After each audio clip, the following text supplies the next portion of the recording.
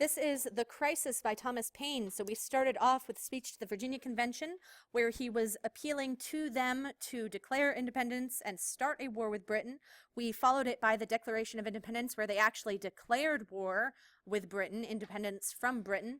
And now we have The Crisis by Thomas Paine, or an excerpt from The Crisis, where this is mid-war. So keep that in mind. The purpose that he's going to have mid-war going to be different than the purpose when they're trying to appeal to people to start fighting a war. So it starts off, these are the times that try men's souls, right? The times they're talking about are the times of war, the things that happen in war. The summer soldier and the sunshine patriot will, in this crisis, shrink from the service of their country. Well, if you're shrinking from something, right, you're getting smaller, you're moving further away from it. So shrinking from the service of your country is a very negative thing, negative connotations. So summer soldiers and sunshine patriots are bad things. Well, what might a summer soldier or a sunshine patriot be? Well, if they're only around when it's summer in the sunshine, they don't stick around for the winter when things get difficult. So these are the soldiers who are only around during the good times. So this is metaphor here that he is establishing. But he that stands it now deserves the love and thanks of man and woman, right? So the contrast to the summer soldier, right? The winter soldier who sticks around deserves the love and thanks of man and woman. Tyranny, like hell, is not easily conquered. Yet we have this consolation with us, that the harder the conflict, the more glorious the triumph. So we have that juxtaposition, positives, negatives. Yes, we have this negative, but here's the positive. What we obtain too cheap, we esteem too lightly. If freedom were just given to us, we wouldn't appreciate it. It is dearness only that gives everything its value. Heaven knows how to put a proper price upon its goods, and it would be strange indeed if so celestial an article as freedom should not be highly rated, right? Go Marca, freedom!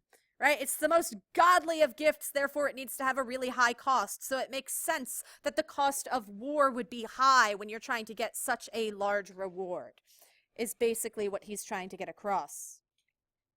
Britain, with an army to enforce her tyranny, has declared that she has a right not only to tax, but to bind us in all cases whatsoever. That's a direct quotation. Guess what? They're probably taking a jab at our buddy, King George III. And if being bound in that manner is not slavery, then is there not such a thing as slavery upon earth? So he's comparing what they are experiencing from Britain to slavery. Not necessarily the most apt comparison, but it is the one he is making. Even the expression is impious, for so unlimited a power can belong only to God. He's basically saying, hey, King George, you're not really religious enough. If you think you can control us totally, you're trying to play God. Knock it off. Only God can control us in all cases whatsoever. I have as little superstition in me as any man living, but my secret opinion has ever been and still is, that God Almighty will not give up a people to military destruction, or leave them unsupportedly to perish, who have so earnestly and so repeatedly sought to avoid the calamities of war by every decent method which wisdom could invent. Right? So again, we have this idea that we've seen repeated in several of these pieces, right? This religious appeal that God is on their side, not King George's. That God will help them win this victory. Neither have I so much of the infidel, neither am I so much of an unbeliever in God, as to suppose that he, capital H, that's talking about the big G, God, he has relinquished the government of the world and given us up to the care of devils. And as I do not, I cannot see on what grounds the King of Britain can look up to heaven for help against us. A common murderer, a highwayman, or a housebreaker has as good a pretense as he.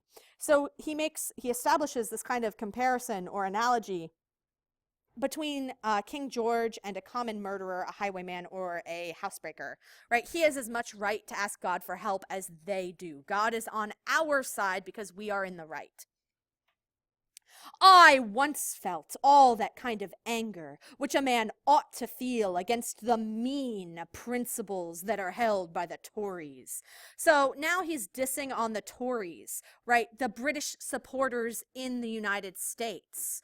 And he's going to tell an anecdote that may or may not be true, that's going to kind of slam on the Tories and persuade you to hate the principles of the Tories as much as he does.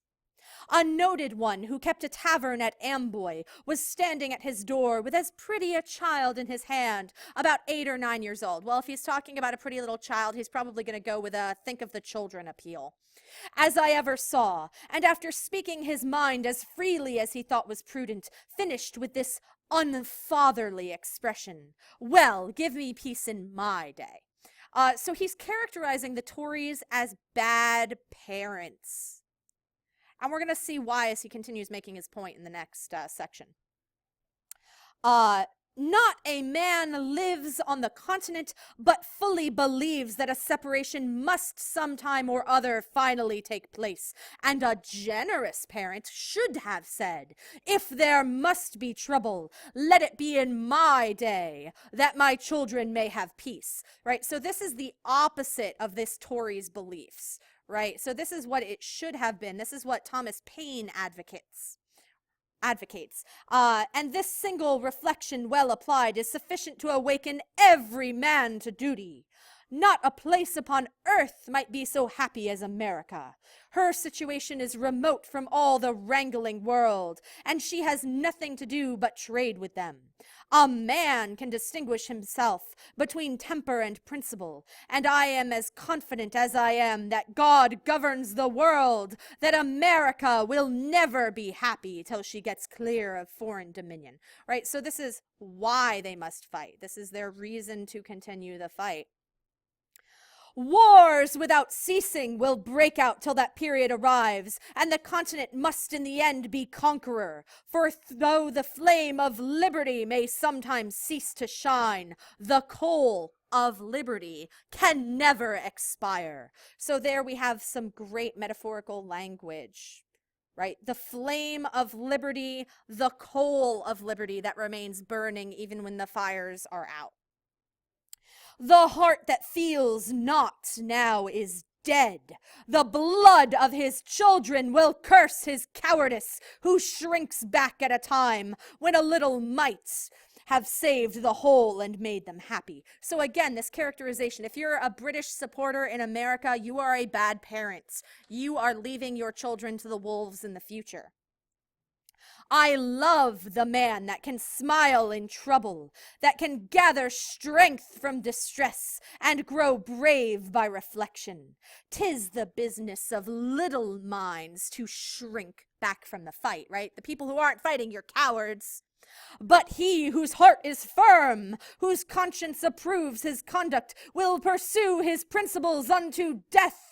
My own line of reasoning is to myself as straight and clear as a ray of light. Not all the treasures of the world, so far as I believe, could have induced me to support an offensive war. Nothing could have gotten me to strike first. For I think it murder. But if a thief breaks into my house, burns and destroys my property, and kills or threatens to kill me or those that are in it, and to bind me in all cases whatsoever to his absolute will, am I to suffer it?